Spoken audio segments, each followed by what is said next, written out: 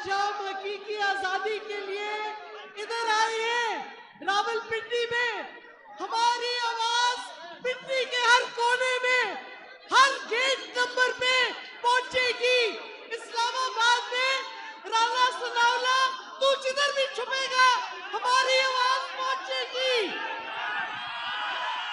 हम हकीकी आजादी लेंगे। इमरान खान के खिलाफ एक साजिश के बाद दूसरी साजिश, तीसरी साजिश, उसकी जान पे हमला किया गया, लेकिन हमारा इमरान खान खड़ा है और हम उसके साथ खड़े हैं और पूरी कौम आज खड़ी है। लेकिन रियासत सुन लो, पिंडी के गेट वालों सुन लो, कौम आपकी ताकत है। कौम अगर आप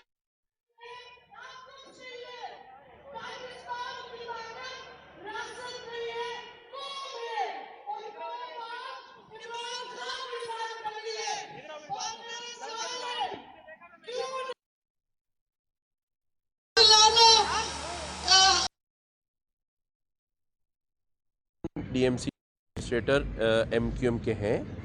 हम